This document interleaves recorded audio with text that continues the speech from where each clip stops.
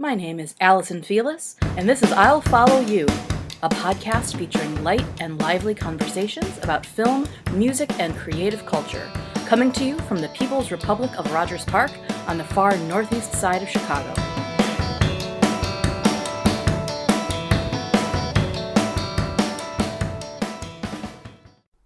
So, if you're listening to this during the week that it's originally released, you'll probably know that it's Easter week. So why am I releasing this particular episode for Easter week? Because for most of my life, and the lives of many of my musical theater affiliated friends, this week means one big thing.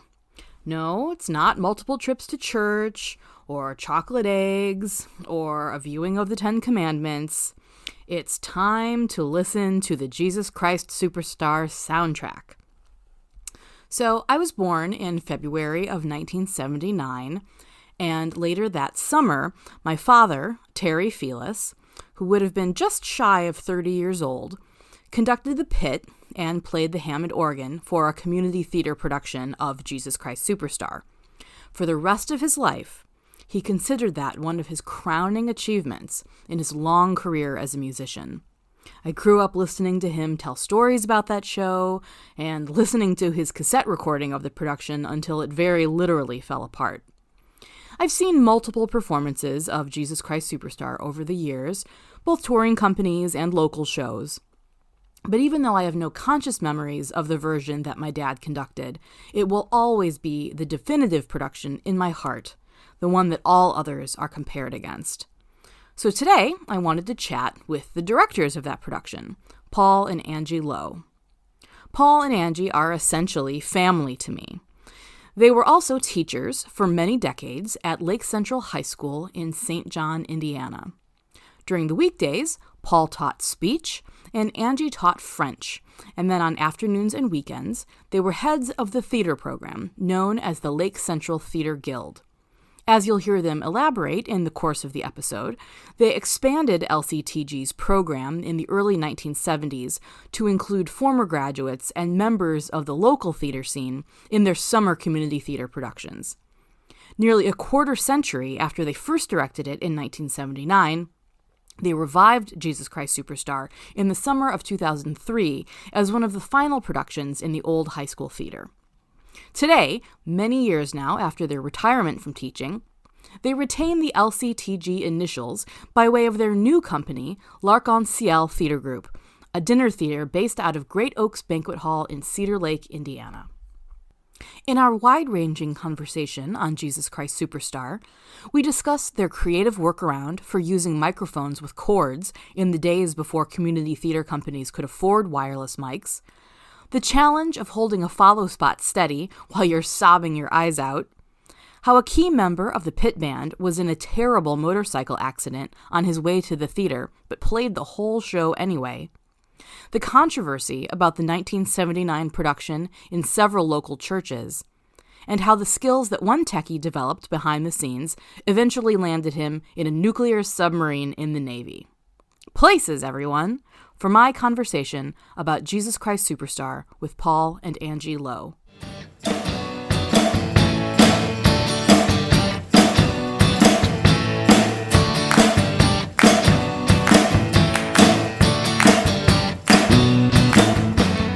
Thank you so much for being willing to chat with me about Jesus Christ Superstar.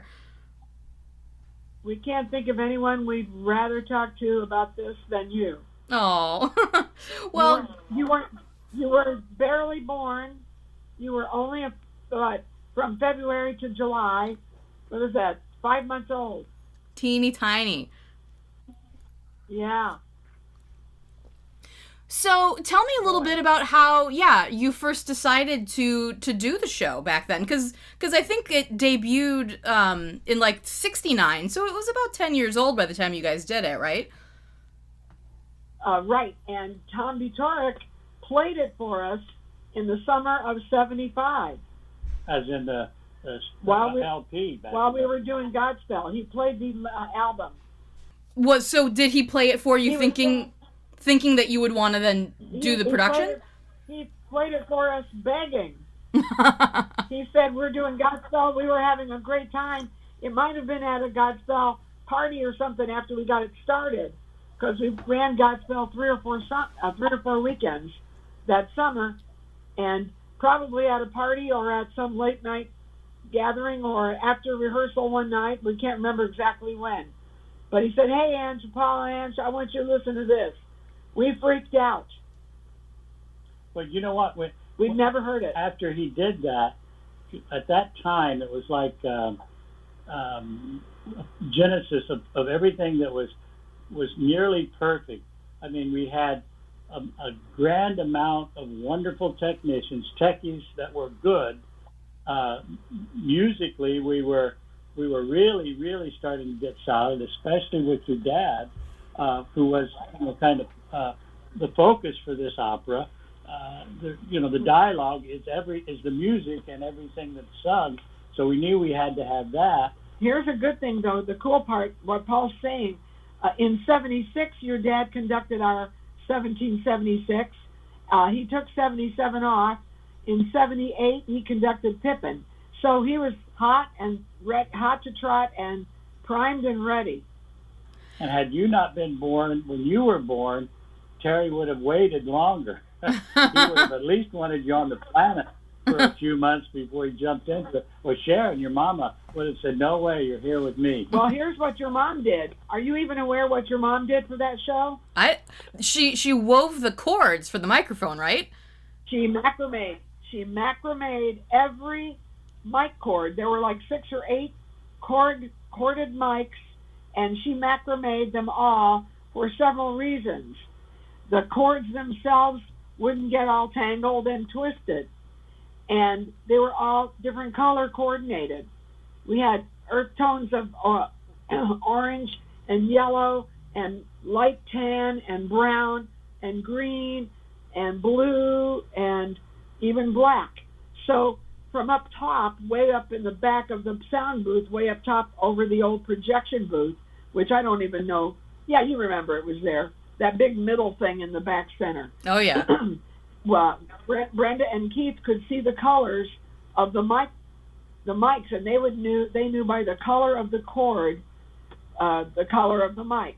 So they could control that. And it was before the cordless microphone had really been on the market. So people had them, but we sure didn't have them. To be a small amateur theater group to afford that kind of stuff was nearly impossible.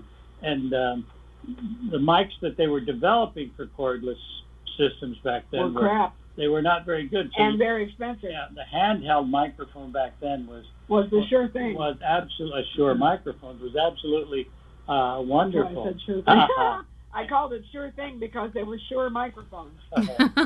But anyway, and also, it was Superstar that made us a bunch of money on the corded mics, and then we had them again for the spring of '80 for Superman, and then for the summer of '80 for Cabaret, then again spring of '81 when we did Camelot, and then summer of '81 when we hold it. My brain is dying. I'll come back to the summer of '81 and tell you what that was. And the summer of '81 was the whole reason.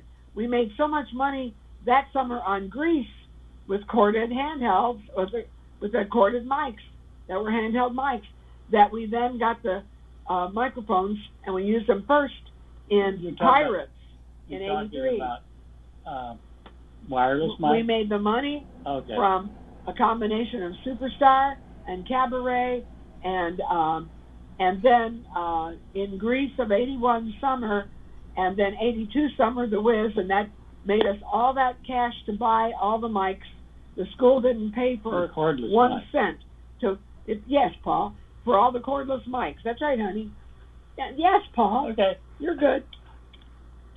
The corded mics made us the money for the cordless mics in those wonderful shows. And, of course, your dad had played so many shows besides conducting and played so many after. I don't have to tell you that. The other reason why we had this great amount of techies, I think Kendall Smith, Bobby Jerzak, Jimmy Payock, Mel Lee, and Bobby Jackson, she's a girl, Bobby is a girl, and there was just the right amount of techies, and we got together, and once the idea was tossed out, you could see these little light bulbs going on over their heads because they wanted to do something with it. And we got together and brainstormed, and we realized that we wanted the set to be relatively simple, so it wouldn't come in to be a spectacle that the set's really kind of upstaged, and we didn't want that. And Jesus was a carpenter. That's right. That was brought up in the meetings. And I don't know if you remember or saw pictures, Allison, but the set was all wood. Everything except the mechanics under the structure were obviously not. And except the stage right bay, which was all Paula Herman painted to look like marble. It was amazing. It was really, really excellent stuff, and we had, talk about use of resources. We had all these pieces of wood that I used for like years. That were all stained a million different colors? No, they weren't stained yet. Oh, some of them. Natural pieces of wood that were out there. All shapes and sizes and lengths. So we got every kind of stain we had, which was probably about 5 different colors. And we had the basic layout, which was a walkway in the back, up about 3 feet. Right at center, a ramp came down, which was like 8 feet wide and probably ran about 10 feet from upstage down toward the audience. And we built it, and we knew that we wanted to do something at the center ramp. And we were going to crucify Jesus at that point because the audience could see a ramp and see Jesus being nailed to the cross. They saw him nailed to the floor. They thought it was a cross they brought out. And Angie came up with the idea, says, why can't we, during that ending number, mechanically... I don't know where I got the idea. Just had the cross come up out of the ramp floor. Now, when you have all that talent, you would ask these guys and gals to do something, and it didn't matter to them what it was. They would at least try it. And I said to them, to them at the group meeting, I said, does anyone know how to weld? Weld? As in put 2 pieces of metal together. And they looked at one another, and the spokesman then, I think, might have been Kendall. He was the littlest guy. I think they almost said it together. Yeah. They said no. And I can remember Jimmy Payonk laughing and saying, no, but we've seen it done. And why he brought up welding, because I know this man I'm sitting here, he's a speech teacher, but sometimes he too goes a long way around. But so what he meant was, we knew that if we were going to raise him up somehow and elevate him and literally let him rise off the floor, off the cross even, he had to be on, and we still have it, this huge iron cross with a little foot rest on it and a tiny little butt seat, and all extended out so that he could be literally put onto this cross, cabled on, and wired up, so that when the cross decided to, when John 3:16 started playing, the last piece, the beautiful instrumental piece, da da da da da da da da, that part at the very, very end, no lyrics, and you could just hear crying and sobbing and music and the audience gasping.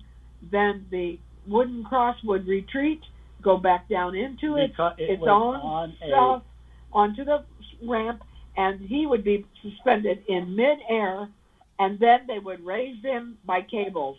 The wooden cross that he was on was one piece. The metal cross that Tom was on was separated and hooked up to our mini fly space with 2 cables. And they had the same kind of a winch that you would see on the back of a record tow truck.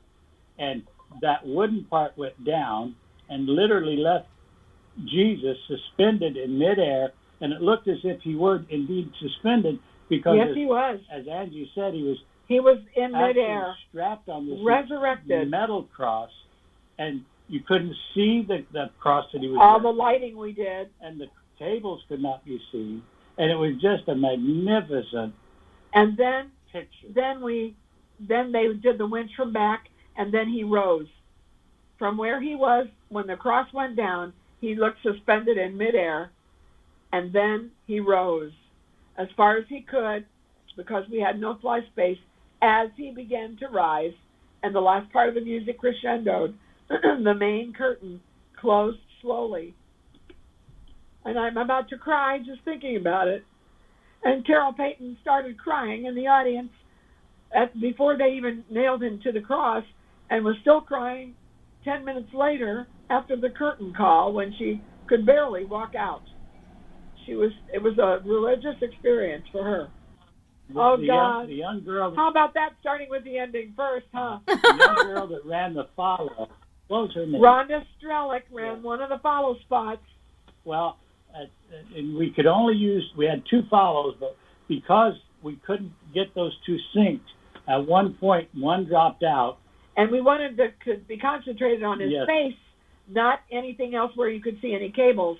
And the area where the follows were operated there was a catwalk, and it was suspended itself, and the sound was up there. It was rickety enough, right? Well, but you moved just a little, and literally the follow every techie up in the booth, sound people, the other lighting people, and Rhonda they were crying, and they were all crying just to hold the follow in place, because you can't sob, and keep a follow steady. It took her many rehearsals to where she could keep from crying out loud, sobbing really hard. Until closing, she really let it out again. But we had the whole experience, everything. It was a miracle. The costuming, what they did with that. Michael Berglund designed the whole costume concept for all of the apostles. And the costume concept, you've seen those costumes. We've used them again and again. They were simply made out of muslin. So we got bolts and bolts of muslin, went out on the back track in the back, out of the tech room in the back, laid them all out on the grass. That was before the track was even there. You're talking about the high school. The high school, yeah. Laid them all out on the track behind the theater in a hot summer morning, and we bought brand new garbage cans so they would all be clean and not dirty, and we heated water, and we had hot water out there, and we had different colors of dye. And tie-dyed. And we tie-dyed in a way. We tie-dyed. We didn't really tie-dye. We painted. Yeah. We painted swirls onto costume muslin, and the muslin was all beige. But first we had dyed the muslin pinkish and peachish, and only one section of green and some blue and some purple and some more earth tones and orange and brown and stuff like that. And we we actually dyed the fabric in big hunks. Then we laid them out and let them dry in the sun. This took a couple of weekends we did this. And then we got more paint, and with brushes, Michael and Tina, almost together single-handedly, swirled all these designs onto the big hunks of fabric. And then we cut them out, and then various people made them. Tina made a bunch, Michael made a bunch, Tricia Sullivan, I think, was in on it. Donna Glittenberg, definitely, because Lynette was still in high school and was in on it, because Lynette was the last. And Kevin Bellamy's mom, we think, was in on it. But Michael made his own and his was the only green one. We decided he would be simple in green, like green with envy, because Judas was jealous of Jesus and so on, and jealous of all the other apostles and the love Jesus showed everybody. So, and we just thought green would be a good serpent-y color, so to speak. And then Mary Magdalene was in her own special color, and Tim Haley, who played Simon Zelotes, was the only lead in blue, and then others were in shades. And so, God. And then we did it again. We made some more of them in 2003 when we didn't have enough to fit everybody, especially for the children.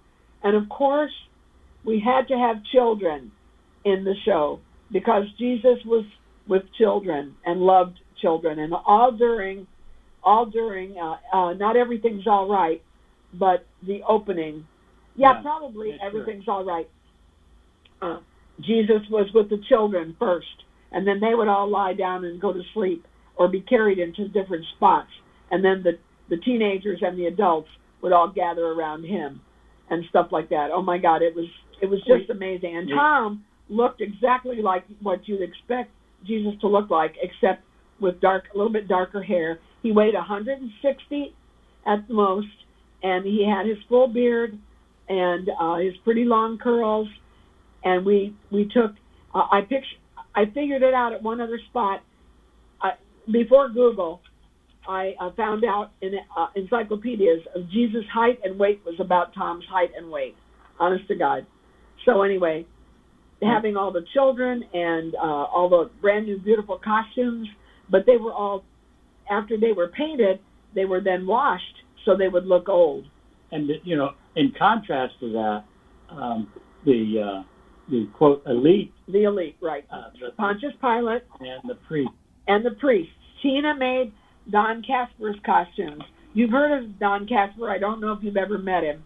Maybe at the reunion in '93, if you were there. But Don Casper was our Linus in Charlie Brown in '72. He was an extra in West Side, one of the Jets. He was a bunch of big leads, and then he played one of the Some Like It Hot guys. He and Tony Gritodaro were the two guys dressed as women. So, and Tony was just an extra in Superstar. Yeah. No, I don't think Tony was even back with Superstar. But anyway, the leads, Don, Tina made his costume that looked like a little gladiator of sorts, and he also had a robe, a beautiful robe under and a gladiator top with leather straps. Yes? The other thing that we wanted, the separation. The priests. And they were very theatrical looking. The three priests. Four, excuse me. And they were the techies again. No, I lied. There were three. No, I thought so. No, there were four. There were four priests. John Figler was Caiaphas. Go ahead, Pa. Thank you. I'll jump in. Yeah. Anyway, the theatrical. The headdresses that they wore, that became a bit of a contest, and the costumers did it, but there was Mike Reed designed all the headdresses from the techies, and they actually built them, and like giant mitre hats. The priests all had their own little distinct, and they had stories behind them. The stories that were created, the kids created, we just went along with it because they looked so damn good. John Figler was Caiaphas, and John Tennant was Annas. So Caiaphas was the deep bass, Annas was the high tenor, and Bruce Young couldn't sing anyway, but he didn't want to be an apostle, and he couldn't dance. So we put him in as a fourth priest, and the third priest was your dad's special brother of his favorite person at Andrean. Rick Height was your dad's favorite person at Andrean, and then Michael Height was his baby brother, and he came over, and that's the first show he did with us was Superstar, because your dad almost got Rick to come and play in it, but your dad got so many people to play, and because he was there, we had Lester Sonny Ward. I told you that quick story about Sonny. Oh, wow. One night he had a motorcycle accident on the way to the show. Now, we're in the summer theater program, yes. Remember. And he had to be there at 6 for warm-ups, and he had a motorcycle accident. He was a bloody mess, but he would not let anybody take him to the emergency room until he got there to play that show. And then he went to the emergency room. It was a Sunday afternoon show, I think, or maybe a Saturday night. Well, he looked like... But Lydia was down in the pit, so she nursed him. She dressed him and everything because she wouldn't let him go either because he wanted to play. This was before we knew Phil Eggener. Because I was going to ask who played guitar, yeah. Sonny Ward and some other people, but Phil might have played bass then. Probably. Phil might have played bass because Lester Sonny Ward, Sonny could have played in any rock band in the region. Oh, God. They were killer good. He was just that good. But his back, and he fell off his motorcycle. Oh, he was bloody mess. A road rash on his side and back and shoulder. And he was in pain, but he played every lick. He didn't miss a beat. He was right there. And, as soon as the show was over... We took him to the emergency room. He was treated. But when God. we did the show, it was controversial, more so, obviously. Just like things happen. More so than Godspell. We'd already been through it with Godspell. They evolve into things, but a lot of people in our area, and we don't need to name who they were, but I'll tell you who they were. They won't. They didn't want to have the ugly term superstar even closely related to the words Jesus Christ. And here you got to play Jesus Christ. Well, there were some superstar. church people from various groups. I actually went to one of the churches and sought out the person who sent us the hateful email. Actually, it was a letter. No, they didn't have email. Yeah, we had a letter. And I went to that church and sought out that person and offered him tickets to come and see it. But, of course, he didn't. He just kept on maligning it. However, in Godspell 4 years before that, one of the school board members, Mr. Schubert, had said, they cannot do Godspell. It's a sacrilege. Well, now, you were in a Godspell. There was nothing sacrilegious about that. If anything, it was another one of the most religious experiences you will have ever had, even if it was acting. But by the time, anyway, so we'd already been told by Mr. Schubert, school board member, we would not be able to do that. Well, Fred Jones interceded on our behalf and said, let them do it. And Fred said, I've been watching some rehearsals. Trust them, Irv. And Irv came to see it, and he sent us back a letter, and it was it was written by hand, and it was printed really big that said, and I think it's from Ephesians or some other, I'm not sure what book, chapter and verse, see with what large letters I write you in my own hand. Straight out of Scripture that said, how wrong could he have ever been? Because Godspell was wonderful. But Superstar got a lot of flack, and I went to that church, beautiful church, and sought the guy out and begged him to come, and he wouldn't do it. There were people. His loss. There were people. I don't know if you could call it picketing, but they were in front. They were writing letters to the editor. They were in front of the school, and if you slowed down long enough, they would say, you should not see this. With our sign out in front. Right. You should not be a part of this. And it didn't take long for the people that were coming to see it did not let that bother them at all. And it really became one of the most successful shows we've ever done. And I can't tell you how many people have ever told me in my lifetime, in the last 53 years since that, how many times people said that was the first show they ever saw, and that then we had them. Then they came and worked in theater, or they never missed another show, even families who didn't even have kids in the theater. It's like Music Man when we did that, and the band marched in at the end. That's when Patty Farmer was like in third grade. And she saw that, and she said, I'm going to be in that band someday, and I'm going to work in that theater. And she did both. Yeah. So, and Doug Jordan maybe Doug played the bass. I don't think it so. might have been Doug who played the bass in Superstar. No, in the summer he had his own. Oh yeah, maybe not. Okay, good. He had his outrigging up in Ely, Minnesota. But oh my God, the pit was amazing. It was a once in a lifetime group. We didn't know Rob yet. Who needed Rob when we had your dad? And your dad, of course, all 5'7" of him, right? Maybe 5'7.5", 5'8". He never sat down a second. He stood up at the Hammond organ. We bought an organ. We still have it, Allison. We just happened to find, and then he located for us a guy by the name of Jim Rosas, who owned Rosos from Amtech Sound. I think it's still there. And he was probably the only person that was interested in working on a Hammond organ, because they weren't an instrument that was out into any place other than churches. And right. He wanted to learn more about how they worked. So he agreed, we of course paid him, to repair this old organ, which, as Angie said, we still have it.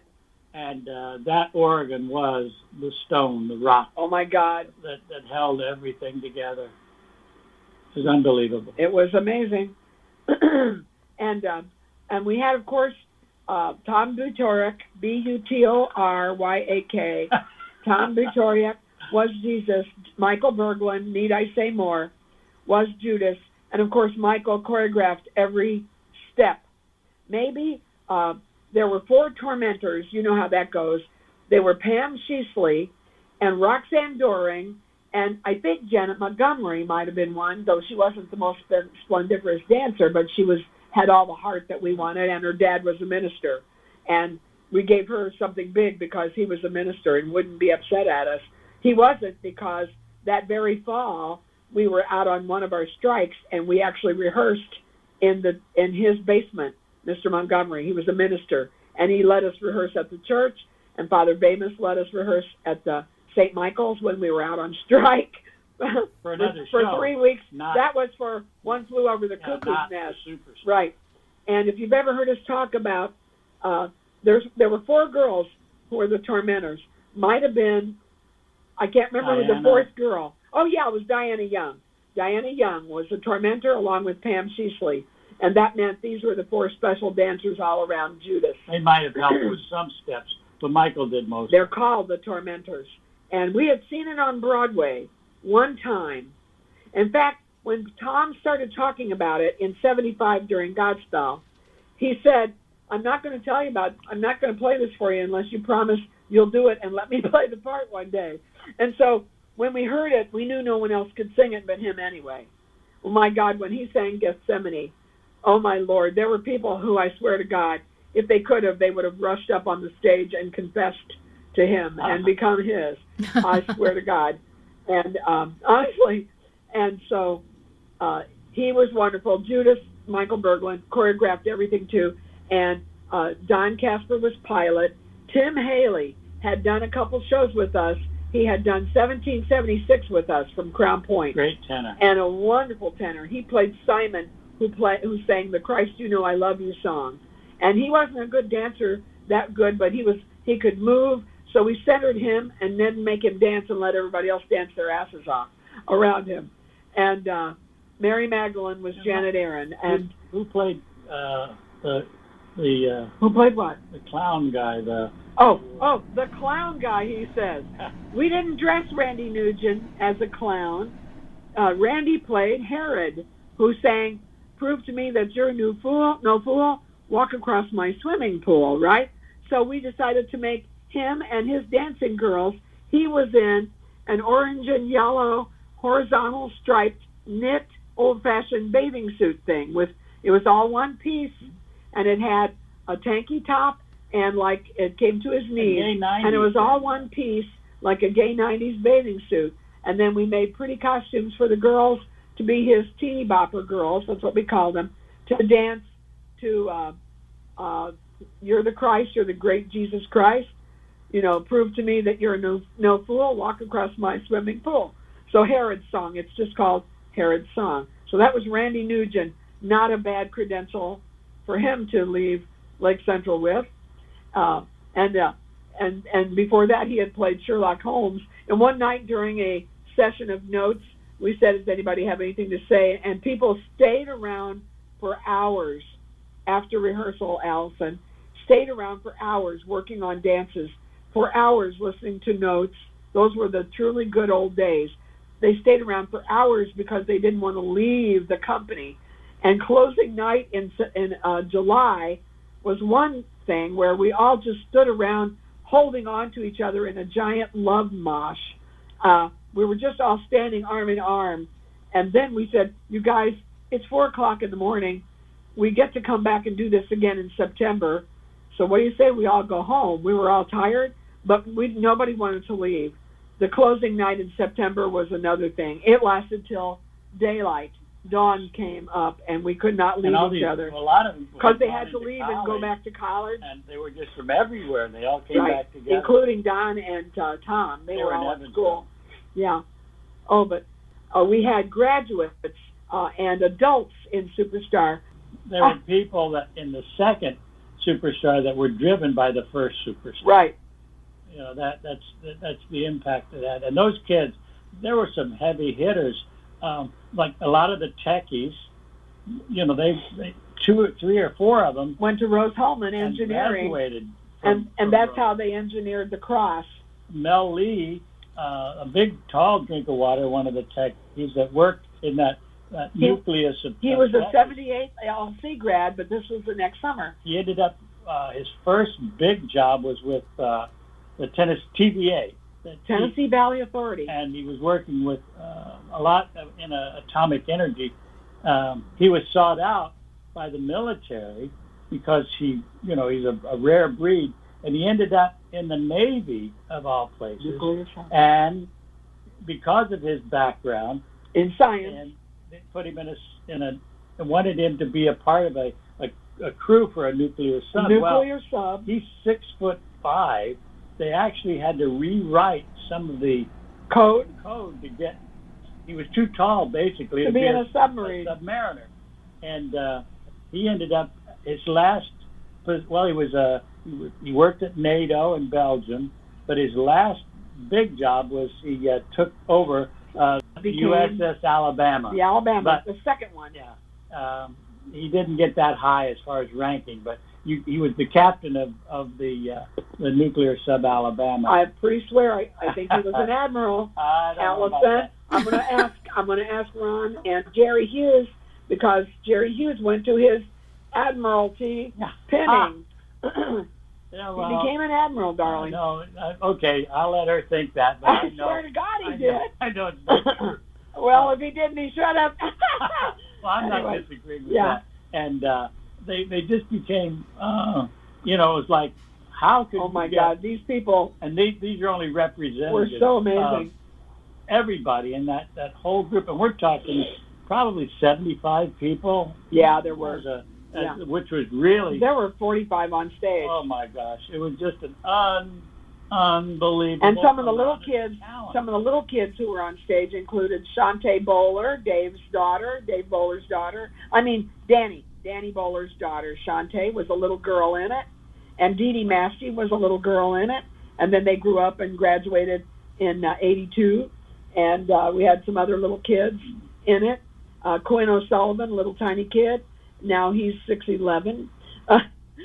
He had played Theo in the summer before of Pippin, and then he was just a little child, but he was getting taller and taller. And then when and several of them went on to do theater as a full career. The primary one being Michael Berglund. He would take these VC DVD. First of all, who's the he? Michael. Okay, Michael. VCR tapes, that's it, right? VHS. VHS tapes. Yeah. Michael Berglund took them with him. And people would, he was trying to get into shows in New York.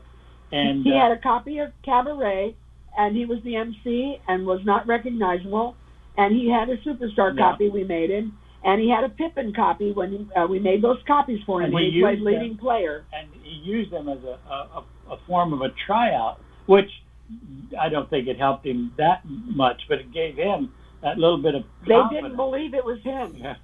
People in New York did not believe that was him as the leading player in Pippin or as Judas in Superstar, because he had long blonde hair, and he keeps it short, and he had it short in 78 for leading player Pippin, and then long for Superstar, and then short again for Cabaret, and of course in all the whiteface. So he didn't look like the same person in all three plays, and they didn't believe it was him when he showed it to people in New York, even his friends. And they called him Bergie. That's not you, Bergie. Bullshit. That's not you. Isn't that awful? But a good kind of awful. But I think I don't know where Michael would have ended up, but he ended up having a pretty good life. And still has a great life. Well, he went out there in the summer of 1980 after Cabaret, in the fall of 80 after Cabaret, and it took him a while, but by 1987 he was starring featured role. He was in an original role in Starlight Express on Broadway. He played and guess what? It was the green one, the green engine, Weltschaft, which means world business, Weltschaft. And he was the green engine, and he had been the green Superstar. It was amazing. He said, "This is going to freak you out. My costume, the color of my costume will freak you out." And getting back to the priests, the four priests, John Figler, John Tennant, Bruce Young, and Mike Height. So we put them in just black robes, all black gowns, but they were open robes, part of the Pippin robes that we had used the summer before. We cut them open, took off the hoods, and they were in the black robes with just plain black sweatpants and red tank top T-shirts. Mike Reed and Paula Herman had made all those bishop hats for the priests, and then we lent them to Rob and Sam in the summer of '84, 5 years later, and they took them down. And Kevin Bellamy at a Lowell Park. Roger and Debbie directed it, and Jerry was Jesus, and Kevin Bellamy was Judas, and wore all our costumes. We lent them all our costumes and our hats, and they did the show one afternoon, and it started raining, and they couldn't get in out of the rain enough, and those hats were all ruined. The costumes were okay because they were washable, but the hats were ruined. So we had to make new ones in 2003, which we still have somewhere. But needless to say, that production really is a... Michael made his own. Unbelievable. Michael made his... I just got a text from Tina. She corroborated that. Michael made his own white, long white sleeve costume with all the fringe for the Superstar number. And in '79 Superstar, Wendy Haley Bellish came over to do our show. She just wanted to be a part of it because in 1976, Griffith had done Superstar with your dad's one of his good friends, Mitch Bright. Mitch Bright played the drums. That's right. At Griffith.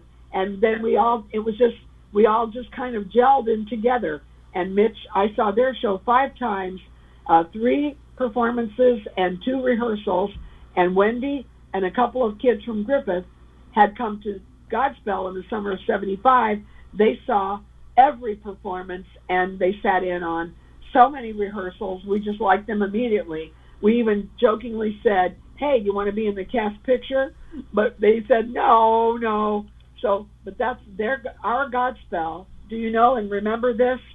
When you were in it in '86 and '89, right? Or just '86? In Godspell? I did Godspell in 96.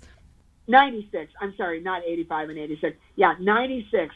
You were in it then. So, and what was I saying? You remember this?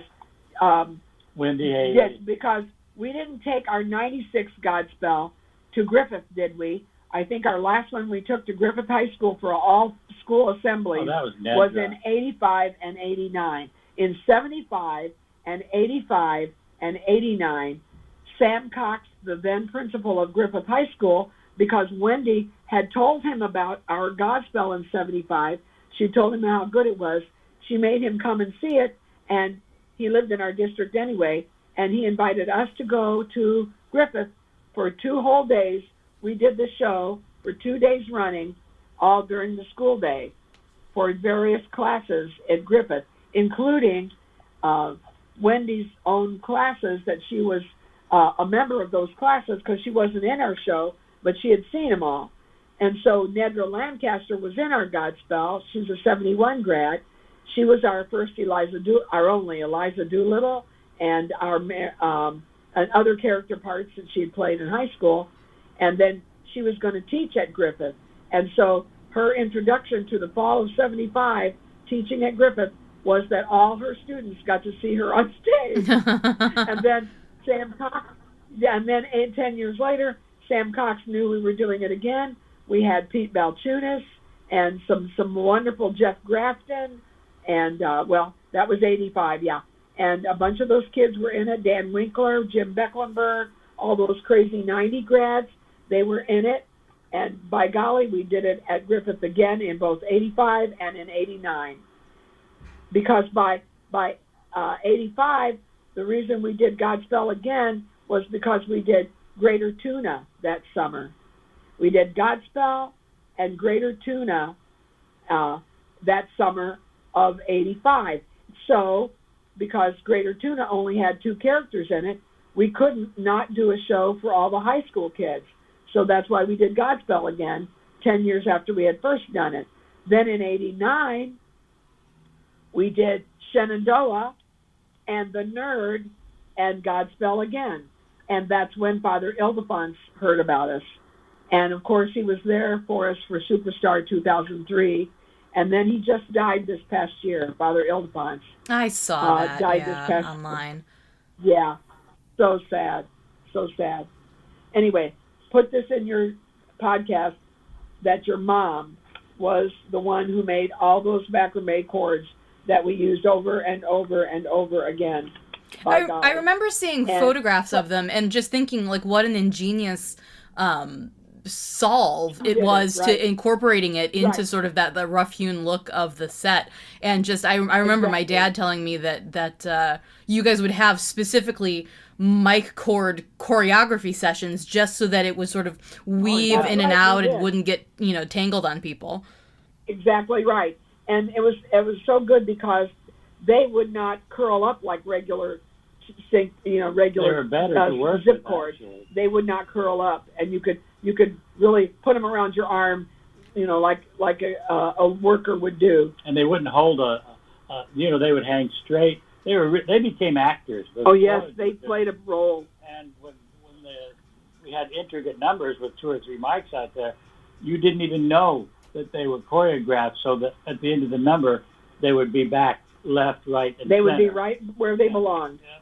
Were there just 3? I thought there were 5. No, there were 5. We used 2 upstage on the platforms. Yeah. Oh my God! And the platforms were multi-leveled. It was just amazing. And the whole pit was, of course, down in the pit.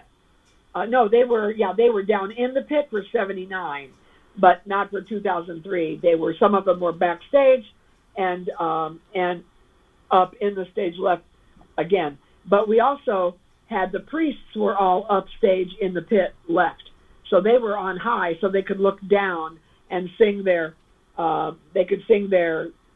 song before Hosanna, the parade happened. Oh my God. It was just, oh God. It was, and Superstar was the first show that was ever videotaped. And Rob and Sam have a copy of it. And I don't even know if we have a copy of it, but I'm sure they could make us one. Sure. But even so, it was dark. It was hard to see, and it was dark, but you still could see enough of it.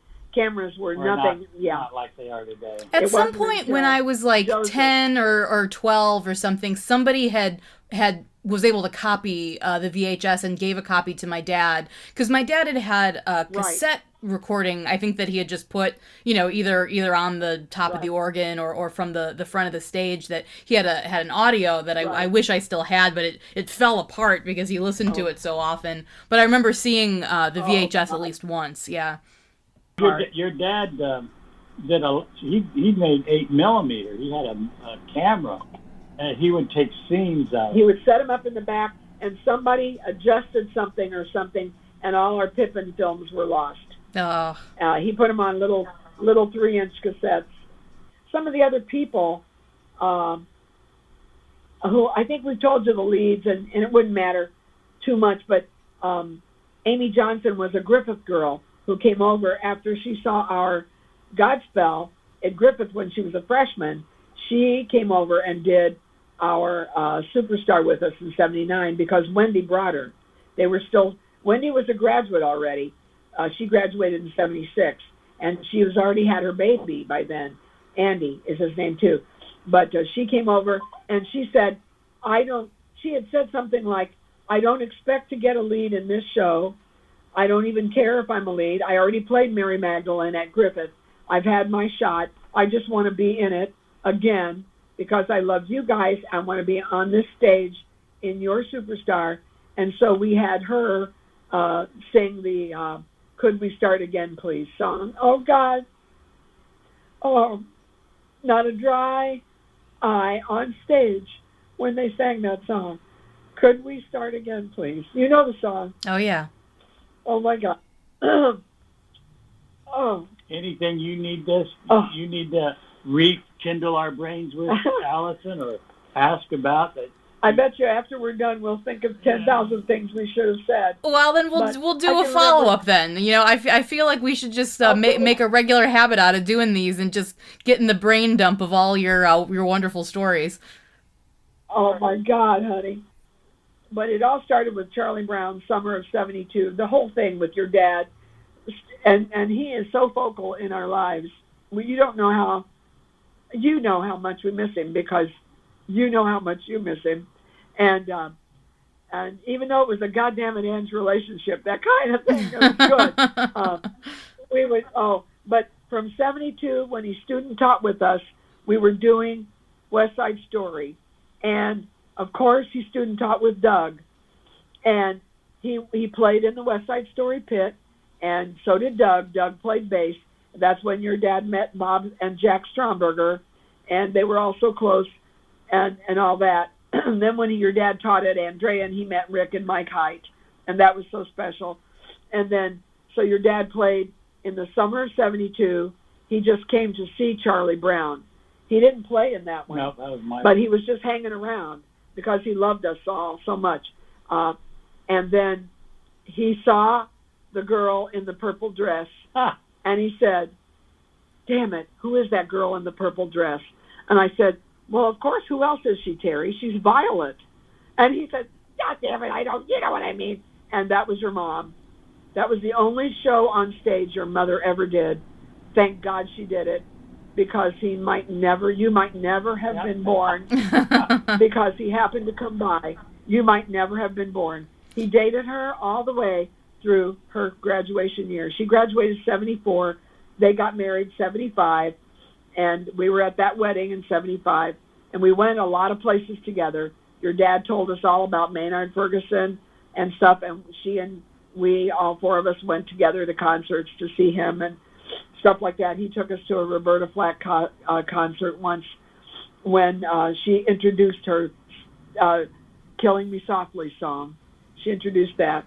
But, I mean, the theater Superstar was like a gift to Tom Vitoric and a double gift to Terry Francis Felix, because he said, "Oh, my God, I just got to play this show." Okay, so the resurrection and the John 3:16 and the way they carried him out. In the dark, after the lashing scene in Superstar, and that was Jeff Scott who did those lashes in 1979. Then he would play R.P. McMurphy in the fall and Superman his senior year. So after those lashes, and then Don Casper came out, and this is so funny. Don Casper came out to do the pilot scene, to hold the Christ, the bloody Christ, in his arms and sing, "Who are you, Jesus? Tell me, why do you not speak when I hold your life in my hands?" And then all that. It was so dramatic for Don, because it was just, and Don and Tom had the most special relationship by then, because they had gone to Evansville, University of Evansville together, and they had done summer theater down there, and we had taken van loads of people down there to see any and every show they were in. And they were down there poor as church mice, selling their blood and their plasma to try to make money, to try to live down there and stuff. And we'd given them scholarships, but they were never enough to last them. But they were just so crazy together, and it killed Don to watch. He had to stand up there and watch Pilot. I mean, as Pilot, he had to stand there and watch Don be lashed. And he felt every lash. And we really lashed him with this rubber stuff that was a kind of a combination light rubber, styrofoam rubber. They used to use it in car doors. And they would wrap seal, tapes. Yeah. Seal the door. That so flimsy rubber car door sealing thing. But so then when Don got down there and put him in his arms, at one night at a funny rehearsal, it was crazy. It was a pickup, I think, after we'd opened, and we could have fun with it then.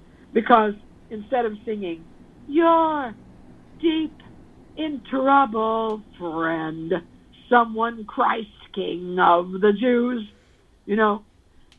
so one night he sang, "You're deep in trouble, bub." And Don broke out laughing, and then they just doubled over, and we had to stop rehearsal for about 5 minutes. And then we said, "Come on, boys, let's come back and do it again." But anyway, it's so funny. But they were pretty true to that show, except after we opened and had the success that we had and the amazing feelings that they had about the show. Don, after he came down off the cross, after the curtain slowly closed, the applause and the music swelled up. the last few bars of those chords, they just held them for like ever, and the way the chords resolved into beautimous chords. Listen to the last 2 minutes of the score sometime.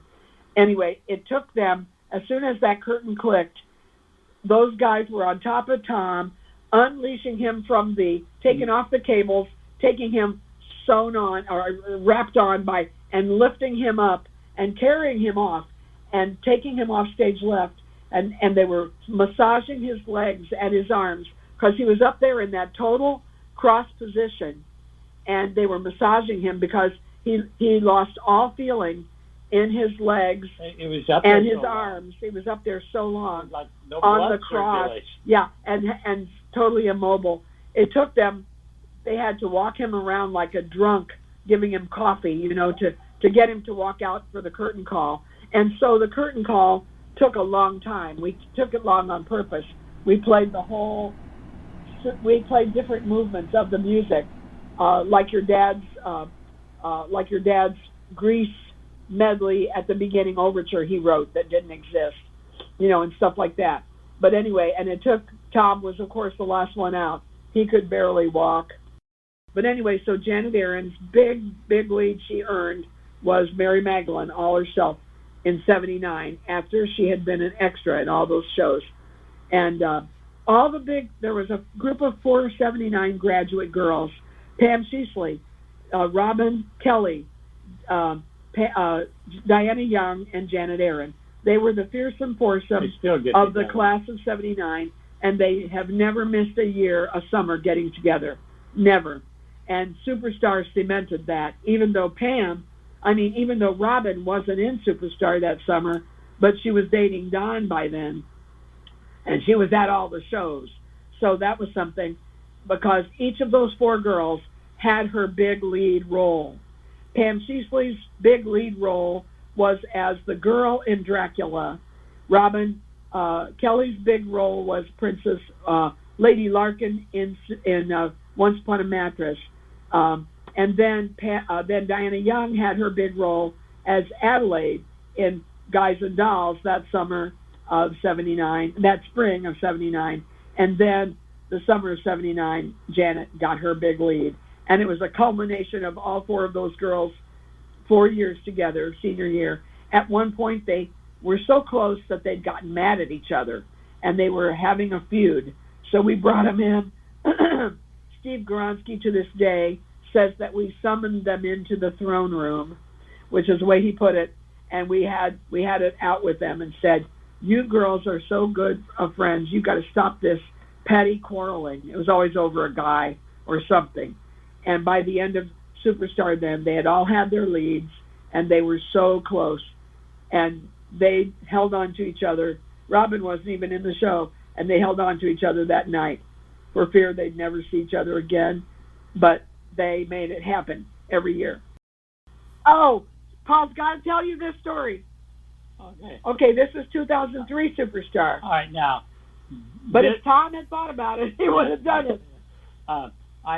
That summer that we did Riley as Jesus, 2003, I had bypass surgery. July 28th. And the show was being performed, and I was in the hospital in Dyer. But Paul got to be there for the opening weekend. And then the next 2 weekends he wasn't there. I was at intensive care, and in the heart unit, and a lot of things were happening as I was doing it. And Riley Knight, I don't know if you recall his.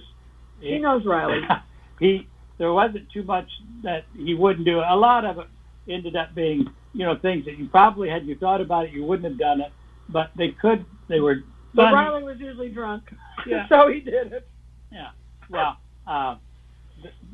they had found out where I was in the hospital at Dyer, and my room in intensive care was directly across from the area where they had a cross the big on cross. top it's of, still there, and it was lit at night. And somehow or other, Riley had gotten into his head that he would like to dress as Jesus in his wig and gown, all clad out, and go up on, and it's during the evening, it was dark, on top of the roof in the building opposite where I was, and go out, and when the lights were on, he would just stand there. Walk on the roof. With his arms open, standing in front of this cross. Now, you got to realize, the intensive care unit, you have all these people. Heart patients all over. Everybody is ready to die. So you see them. They're looking out of their window. There's Jesus across the way, and they're going to say, He looked like Jesus. Oh, my God. I'm ready to go. I might as well call it quits right now. There would have been people dying on purpose. Yeah. Well, I don't know about that. He was over there. They would have said, come and get me, Lord, Yeah, take it But, down. and it just so happens we knew the maintenance man who would have done that. He would have let Riley up there.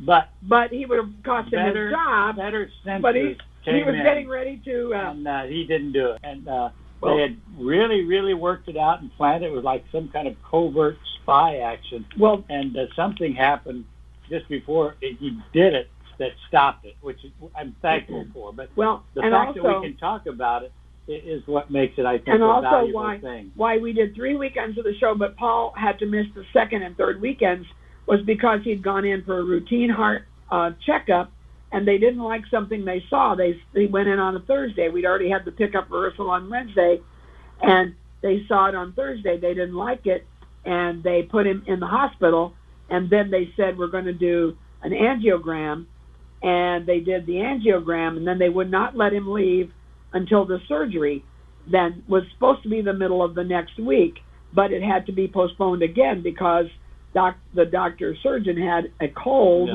and he wouldn't do it until the next week. So after every performance night, after the curtain call, before the show we did it. Before the show we did it because we didn't want people to have the effect of the show ruined. So before the show we made an announcement and said, ladies and gentlemen, Paul, Mr. Lowe, is not here. And we would like for you to think about the show all the way through, but we would like for you to say a prayer right now. And the kids started that.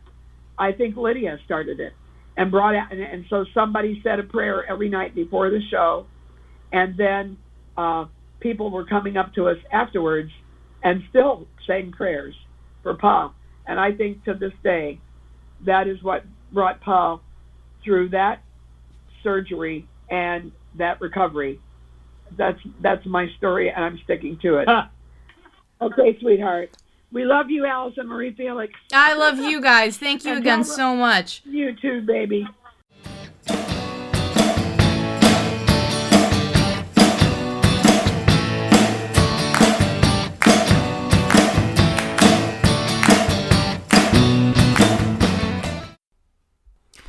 Though it's been ages since I've acted on stage or played in a pit band myself, it's never been more clear to me how influential community theater has been on not just my life, but on my entire worldview. And I'm pretty sure it's not just nostalgia. Community theater is the bedrock of what I think of when I'm collaborating with anyone on any creative project. It shapes the way I think about commitment and persistence. It holds a useful dichotomy between letting experts be experts and yet always being willing to chip in and lend a hand with something that might be completely outside my usual skill set. It also holds a dichotomy between the applause you might get when you're taking a bow at the end of the night, with the idea that no one outside the company will ever know or be able to truly appreciate all the time and effort you've put into this mammoth undertaking. You come out of these shows empty-handed, except for your friendships and your memories and what you've learned about yourself as a performer and as a human. Though, of course, there are always people who emerge from community theater to go on to pursue careers as professional performers, I find myself most moved by the folks who do theater on the side, just because it's fulfilling to them. In our culture of endless side hustles and online influencers, it's so refreshing to be reminded of these spaces where beauty and connection happen for the sake of themselves. To learn more about past productions and keep up to date on future shows, you can visit Paul and Angie online at LCTG.org. And for expanded show notes and commentary, please visit my online home, queenofpeaches.com. Thank you so much for listening. Bye for now.